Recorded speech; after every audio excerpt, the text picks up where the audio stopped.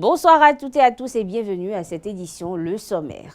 Plusieurs actions sont menées dans divers secteurs, dont l'enseignement au Bénin par le gouvernement actuel. Lors d'une émission, le ministre des Enseignements maternels et primaires, Salimane Karimou, a fait l'état des lieux de son département ministériel. Nous y reviendrons dans cette édition.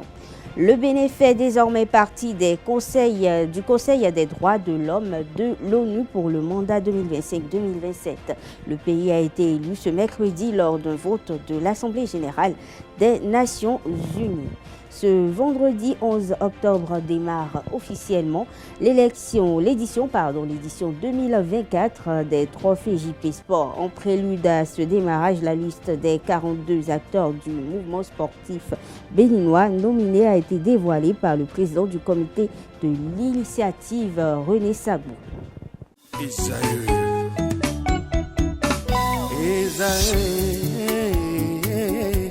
Vous recherchez une école de référence pour une double formation universitaire et professionnelle de qualité? Voici l'opportunité à ne pas rater. L'École supérieure d'administration, d'économie, de journalisme et des métiers de l'audiovisuel ESAE vous offre des programmes d'enseignement en licence et en master orientés vers l'emploi qui font d'elle une référence à travers les filières de l'administration générale et territoriale, l'administration du travail et de la sécurité sociale, droit, diplomatie et relations internationales, administration hospitalière, universitaire et intendance, journalisme et métiers de l'audiovisuel et toutes les filières des sciences de gestion. Une seule adresse, www.esae.bj. Rendez-vous dès maintenant sur nos campus ESAE Bedjromende au numéro 90 93 65 21 ou au numéro 98 98 14 00. Paracourt sur le numéro 52 46 12 12. Aboumé-Calavi au numéro 52 88 44 44. Akpata au numéro 52 88 33 33. ESAE, l'excellence à un nom.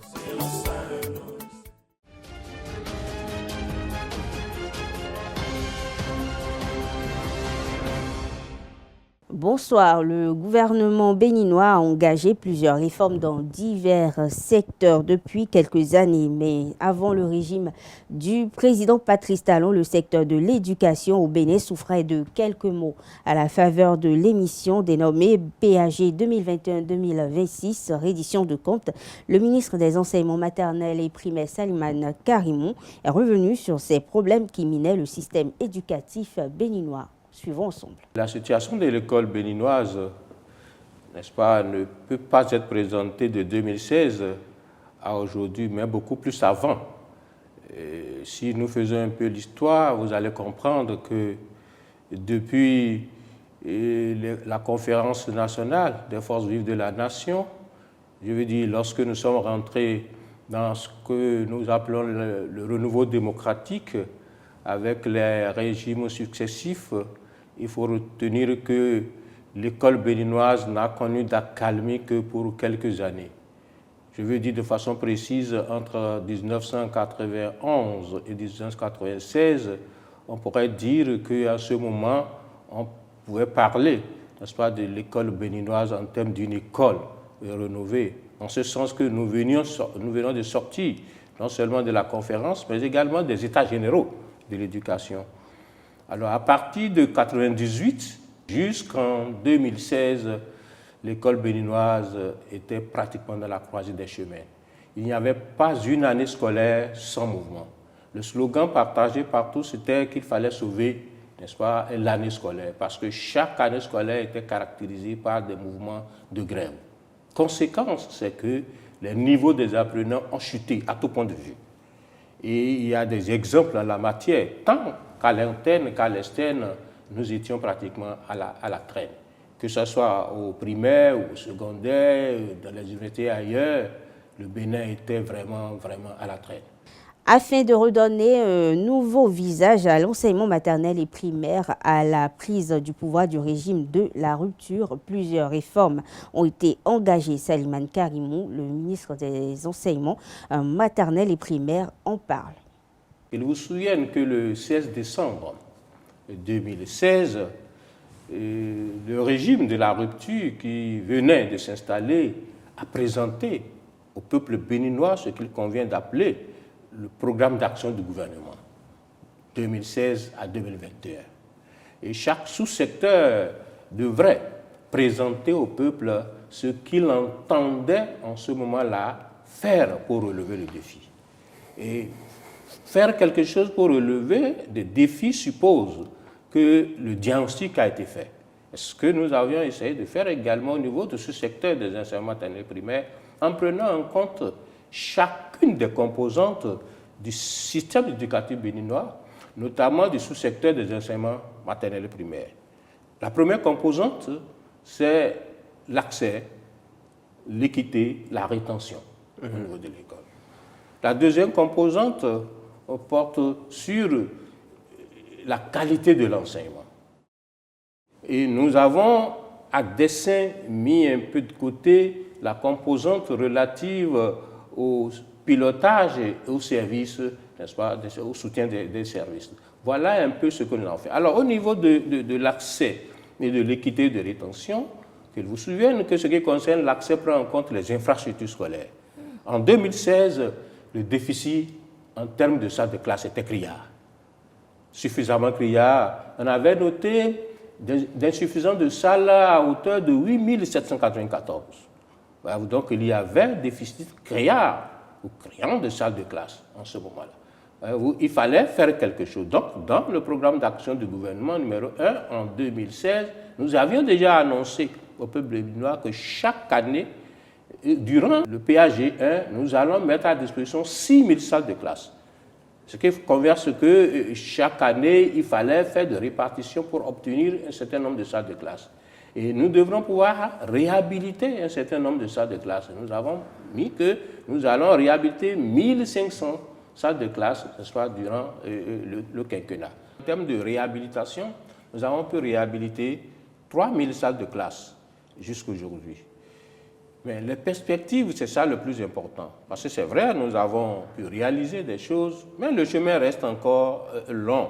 Parce que l'élément a parlé de disparités et je vous avoue qu'il en existe toujours. Alors, qu'est-ce que nous sommes en train de faire actuellement pour l'avenir? C'est de mettre en place une carte scolaire. Une carte scolaire qui permettra au gouvernement actuel et au prochain gouvernement également de pouvoir satisfaire les besoins des populations en termes d'éducation. Qu'est-ce que cela signifie? Ça signifie que jusqu'à aujourd'hui, nous avons encore des localités où les populations s'organisent parce que le besoin se fait sentir et que le plan de gouvernement n'est pas encore arrivé à leur niveau pour créer une école ou bien peut-être pour étendre certaines salles de classe, ils prennent des initiatives. Ce qui, généralement, disons, porte à mal, n'est-ce pas, les prévisions qui sont faites. Alors, à partir d'une carte scolaire en bonne et due forme, alors l'État verra réellement qu'est-ce qui convient à chaque localité et qu'est-ce qu'il faut faire et qu'est-ce qu'il ne faut pas faire. Ainsi, on n'aura plus de créations sauvages ou des extensions sauvages. Mesdames, Messieurs, suivons à présent ce reportage réalisé par la présidence du Bénin qui nous plonge dans les réformes engagées en matière d'infrastructure dans le secteur de l'enseignement, des enseignements maternels et primaires au Bénin. Paralysé de façon permanente du fait des grèves intempestives, du manque d'enseignants et surtout d'infrastructures scolaires, le système éducatif béninois était en agonie. En 2016, le Bénin affichait un déficit de 8 794 salles de classe dans le sous-secteur des enseignements maternels et primaires. En 2024, 8 ans plus tard, le gouvernement a construit 8 000 salles de classe, puis réhabilité 3 000 autres. Mieux, la construction de logements pour les enseignants fait désormais partie intégrante des projets de construction d'infrastructures scolaires, ceci dans le but de faciliter leur insertion dans le milieu et leur assurer de bonnes conditions de vie. Sincèrement, nous ne pouvons que remercier le gouvernement pour cet acte, pour ce don, parce que ça a été un très grand soulagement pour nous et pour les petits-enfants. En réalité, on avait 5 sections d'enfants ici dans cette école. Ces 5 sections étaient entassées dans une salle de réunion avec l'aide du gouvernement qui d'ailleurs a pris à bras le corps la préoccupation de sa population et des enfants surtout. On a pu acquérir ce bâtiment. Dieu merci, on a pu avoir ce grand bâtiment composé de 6 classes aujourd'hui. Et vous allez le constater, les enfants sont trop à l'aise. Très bien, les enseignants travaillent dans des conditions optimales. Ça se passe très bien ici dans cette école et nous sommes très heureux. Je remercie le gouvernement parce qu'il nous a construit des bâtiments. Grâce à ces bâtiments, nous travaillons bien à l'école. Je remercie le gouvernement Patrice Talon. Le Bénin a donc amélioré considérablement son ratio élèves-salle de classe, dont la moyenne aujourd'hui est en dessous de la norme en vigueur, soit 40 élèves par salle de classe au lieu de 50 prévus par la norme EQF, même s'il subsiste néanmoins des disparités qu'il travaille à réserver. Nous ne pouvons que remercier ce gouvernement. Son Excellence, le président Talon, il fait de son mieux. Il fait de son mieux et nous ne pourrons que l'encourager à aller dans ce sens. Finir avec les effectifs pléthoriques, finir avec les travaux dans les salles de classe délabrées, c'est l'idéal auquel aspire le gouvernement. Cependant, petit à petit, l'école béninoise fait peau neuve et révèle le Bénin. Je l'annonçais en titre, le Bénin a été élu ce mercredi membre du Conseil des droits de l'homme des Nations Unies pour le mandat 2025-2027 lors d'un vote de l'Assemblée générale de l'ONU. Avec le Congo, l'Éthiopie, la Gambie, le Kenya, il représente 5 pays.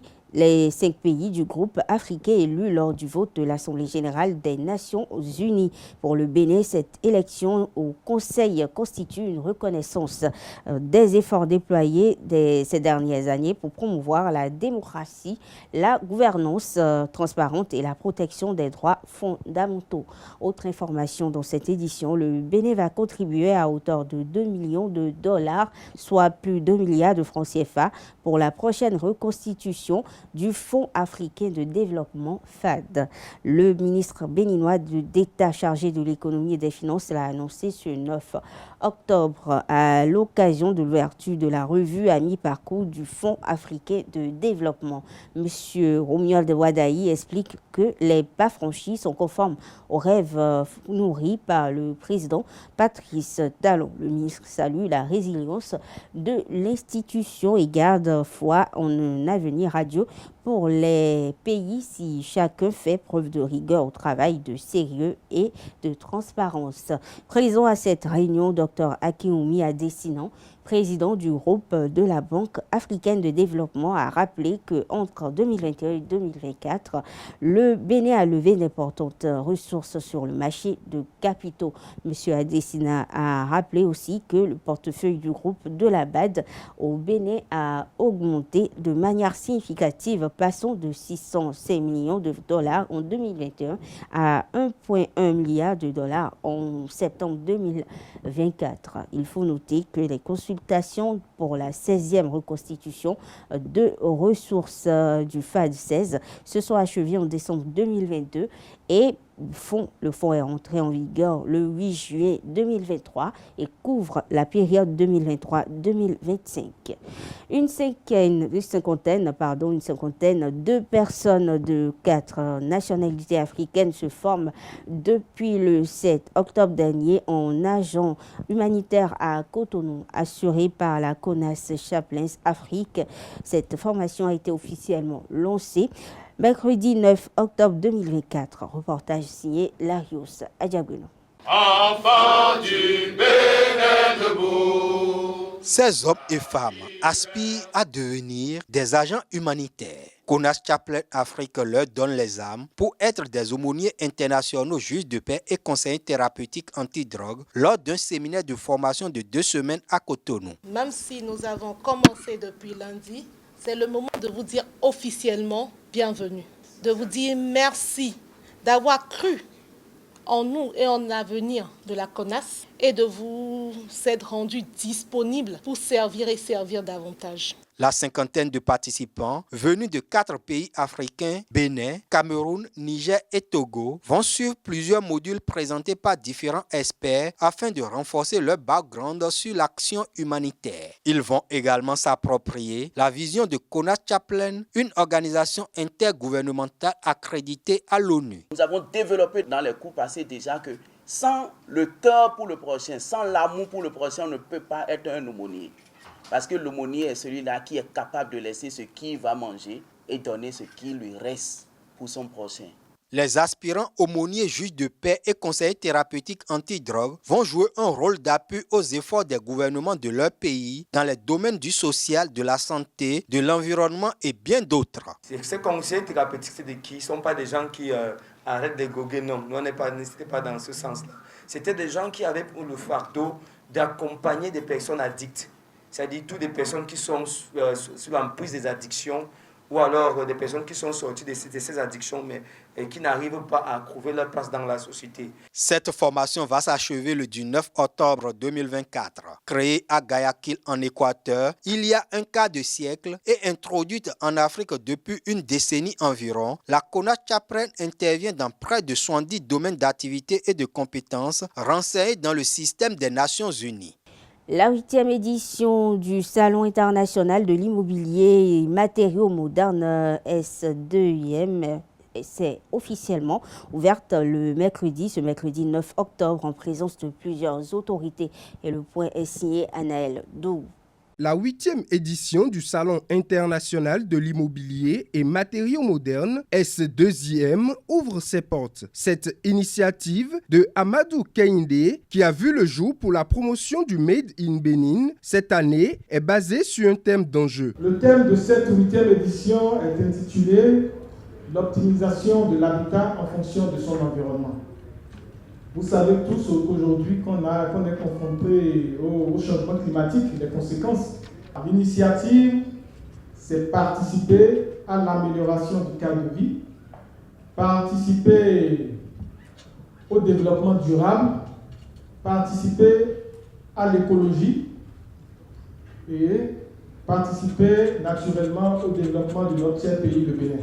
Ce salon regroupe les entreprises du secteur de la construction, la peinture, la décoration et bien d'autres. Un véritable carrefour d'opportunités. Ce salon, c'est vraiment l'occasion de pouvoir révéler, mettre en avant déjà tout ce qui se passe en termes de construction et d'immobilier au Bénin. Nous avons énormément d'entreprises, il y a des usines, des industries qui produisent localement, que ce soit des matériaux de construction dérivés d'acier, en l'occurrence la SIAB. Pour l'importance qu'il représente, ce salon a depuis 2016 l'accompagnement du gouvernement béninois à travers le ministère du cadre de vie chargé des transports et du développement durable. Nous sommes heureux de constater que plusieurs entreprises, et pas des moindres, tant internationales que nationales, ont adhéré à cette merveilleuse idée et accompagnent le promoteur chaque année. Je voudrais à cette occasion inviter tout le peuple béninois à profiter de ce salon pour se procurer de matériaux de qualité et des prix promotionnels. Jusqu'au 16 octobre 2024, le salon est donc ouvert sur l'esplanade extérieure du Palais des Congrès de Cotonou. Il servira aux populations des conseils et des propositions pour de meilleures constructions. Spiritualité dans cette édition, reptile insectivore ayant notamment la capacité de changer de couleur, le caméléon est avant tout une divinité selon le professeur David Kofi Aza. Afin de bénéficier des grâces du caméléon, il doit être vénéré. Le professeur David Kofi Aza nous en dit plus. D'entrée, que symbolise le caméléon dans la tradition? Dans la tradition, le caméléon est un animal comme tout autre. Il fait partie des reptiles, même si ce n'est pas un serpent. Et il fait partie des animaux qui sont vénérés. À l'instar, par exemple, du python royal, à l'instar de la panthère pour les rebounes et tout ça. Le caméléon fait partie des animaux qui sont vénérés. Mais c'est que son pouvoir va au-delà, puisque pour certains, c'est un taurion. Pour certains, et pour d'autres, c'est une divinité. Mais au-delà de ça, pour ceux qui maîtrisent la manipulation, la vertu des éléments, c'est une opportunité. C'est une opportunité parce que ça permet de réaliser des connaissances liées à l'élévation matérielle, financière, au prestige, au pouvoir également, parce que ça permet d'obtenir le pouvoir, ça permet d'avoir le prestige, d'avoir la popularité également, et ça permet de dominer son environnement immédiat. C'est une divinité qui doit interpeller chacun. Cela ne vous protège pas contre les affres et nuisances du beau, les affrénisations de la sorcellerie et les persécutions humaines.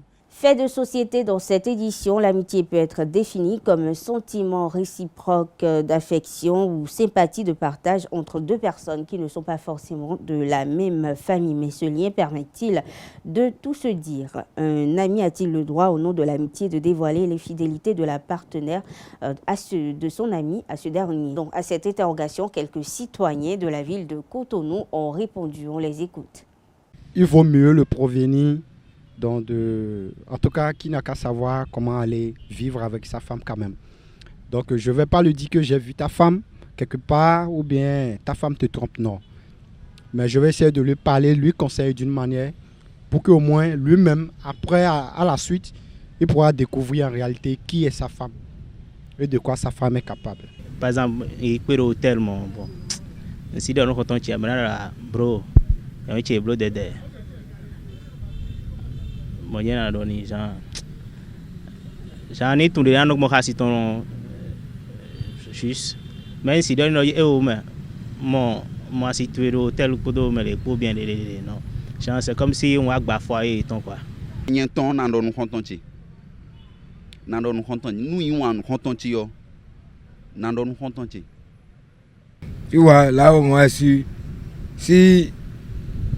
la femme dont j'ai aimé mon frère, mon ami, si moi je vais là, c'est que moi je vais dire là. Si j'ai trouvé un gars dans le quartier, je peux appeler le gars là pour lui dire que il y a cette tête que j'ai en train de passer. Si je peux l'appeler pour lui dire ça, c'est bon ou bien moi-même je peux l'appeler pour lui dire ça. Si mon ami m'avoue que bon, ma femme me trompe, donc il suffit, je l'écoute tout simplement. Bon, moi-même je lance les enquêtes et puis je vois si en réalité ce qu'il a dit c'est vrai. Donc au cas, si je ne trouve pas de possibilité en tout cas, je vais accepter ça quand même. Je vais me patienter en train de la voir et puis voir ce que ça va donner. Nous devons comprendre. Et je ne veux pas comprendre. Et je dois et nous assistons. Mais moi, donc mais les sont des lettres. Bon, et quand on a une idée de nous assis, ton zéro, nous assis, ton autre train de bout doté, assis, ton autre train de bout, ouais, bon, nous, y a même quand on est là au moment, bon, nous donner, non dia, on t'y dit, ouais, mais quand on est bas, bon, ouais, mais quand on est bas na clan, et kodo, assis ton co, nous devons faire comprendre, et bloquer faire ton, nous déçoivent le coup alors ton co, et nous fait comprendre les dessous. La là, je vais le tuer. Non, oui, parce que genre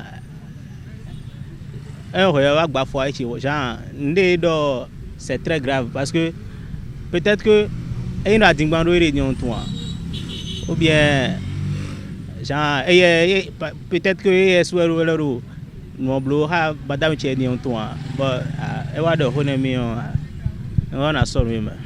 Actualité hors de nos frontières, l'Égypte a démenti les allégations du chef des paramilitaires soudanais qui l'accuse d'avoir mené des frappes aériennes au Soudan contre ses forces en guerre depuis le 15 avril 2023 contre l'armée régulière de ce pays. Dans son communiqué, le ministre égyptien des Affaires étrangères demande des preuves au général Hemedti et une enquête de la communauté internationale. Ces allégations interviennent alors que l'Égypte a pris des mesures intensives pour mettre un terme à cette guerre, écrit-il. La veille, le général Hemedti a accusé le Caire d'avoir bombardé ses positions à Jabal Mouya dans l'état de Sennar dans le centre du Soudan. Selon lui, l'Égypte a également fourni à l'armée soudanaise 8 avions de guerre et des bombes de fabrication américaine. Et le Caire ne serait pas le seul allié secret des forces armées soudanaises.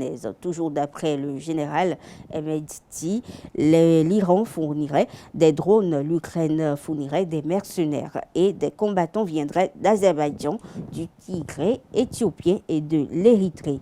Autre information hors de nos frontières, 24 dirigeants étrangers et le secrétaire général de l'ONU, Antonio Guterres, sont attendus au sommet des BRICS en Russie du 22 au 24 octobre prochain, a annoncé ce jeudi le Kremlin. Les invitations à ce sommet se tiendront à Kazan-Volgan ont été envoyées à 38 pays. Il faut noter que 32 d'entre eux ont déjà confirmé leur participation, dont 24 seront représentés par le dirigeant, a déclaré à la presse le conseiller diplomatique du Kremlin, Louri Uchakov. Et selon lui, le secrétaire général de l'ONU, Antonio Guterres, assistera lui aussi à ce sommet. Sport dans cette édition. L'édition 2024 des trophées JP Sport entre dans sa phase active ce vendredi 11 octobre avec l'ouverture des votes en ligne. René-José Sagbo, président du comité de cette distinction, dévoile ici les 42 acteurs du mouvement sportif béninois nominés. De la catégorie des sportifs, ils seront 10 sur la ligne de départ. Alexis Kbadé, le nageur international béninois résidant en France. Odile Aranwanou, la triple championne d'heptathlon. Achissou Rodrigue, il est vice-champion d'Afrique de gymnastique. Eliane Douillet, internationale de natation, elle était au dernier Jeux olympiques. Bouana Natindiago, elle est championne de taekwondo. Noélie Iarigo, la spécialiste des 800 mètres qui était récemment également aux Jeux olympiques. Nous avons la footballeuse Gandonou Romaine, la championne au niveau des Jeux africains de bras de fer, l'Alaye Marie-Rose. Faisal Achiba, il était récemment à Paris pour les Jeux paralympiques. Et enfin, sa coéquipière Charlotte Marina Rundalayon, qui était également avec elle du côté de la France. Pour ce qui concerne la catégorie des dirigeants, ils sont également 10. Nous avons Romuald Razmin, il est le président de la Fédération béninoise de cyclisme. Aurélien Routondi, président de la Fédération béninoise de natation. Imoru Bouraïma Giwa, président de l'équipe de AS Cotonou Football Club. Nanzif Kabongo, président de l'Académie Kabomdo Sport de Parakou. Taïrou Raliatou, elle est promotrice d'un centre multi-sport à Cotonou. Sourou Germain Ouamvo Egber, il est le président de la Fédération béninoise de mini-foot. Ismaïl Onifade, président de la Fédération béninoise de basketball. Victorien Kouglenou, il est le président de la Fédération béninoise de taekwondo. Viérin Degon, voilà, lui, il est le président de la Fédération béninoise d'athlétisme. Et enfin, Oroubare Abdelrahman, président du Comité national paralympique du Bénin. Dans la catégorie des médias, cette fois-ci, ils seront 12. Nous avons Alassane Adamou, il est de ABM Sport à Parakou. Dissou Evra, il est de la presse en ligne. Abdoul Fattah Sani, il est au quotidien La Nation. Jean-Paul Remakman, il est de Africa Actu Web. Jérôme Taillon, Imolé FM, c'est dans le département du Plateau. Ben Diani Kossou, TVC Bénin, c'est une chaîne de télévision. Amassiouan François d'Assise, c'est A+ Bénin, une chaîne télévisuelle. Géraud Langanfin, lui, il est du quotidien Matin Libre. Hilary Tolo-Padonou, elle est correspondante de BBC Afrique, reporter sportif. Kassaga Firmin, Peace FM Radio. Ayadi Patrick Silas, c'est ORTB. Et enfin, Dossa Rachidi, il est de la presse en ligne, il est actuellement en France. La dernière catégorie en compétition, c'est la catégorie des techniciens. Et ici, nous avons Papouin Oshor, coach de cyclisme. Innocent Yaka, il est directeur technique national de la Fédération béninoise de gymnastique. Aditi Martinier, sélectionneur national au niveau de la Fédération béninoise de karaté. Aimé Sebio, l'homme qu'on ne présente plus, manager général de Flowers Handball Club. Nzuka Victor, le coach de Coton Football Club, triple champion du Bénin au niveau de la ligue professionnelle. Kifouli Toibat, elle est entraîneur de Ainovi Football Club, équipe championne en titre. Patrick Agbeinou, il est le coach adjoint de Dadier Football Club. Kouamo Gilles, entraîneur de Elan Coton Basketball Club. Tabeyarou Salek, entraîneur de Queen Volleyball Club. Et enfin, Ibrahim Da Silva, il est entraîneur de Banigansé Football Club. C'est une équipe de la Ligue Pro professionnelle du Bénin. Voilà un peu les 4 catégories en compétition et les 42 nominés. Restons avec le président Sagbo qui donne des précisions sur les innovations de cette édition 2024 des trophées JP Sport et le déroulement du vote. En termes d'innovation, les votes se feront cette année par un lien vers l'accès à un formulaire. Le lien serait rendu public par le comité d'organisation et il suffira au niveau de 3 catégories en compétition de voter pour les nominés de leur choix. Par contre, au niveau de la catégorie des hommes de médias, il y aura un deuxième lien disponible, essentiellement pour les hommes de médias qui devront voter pour leurs collègues nominés.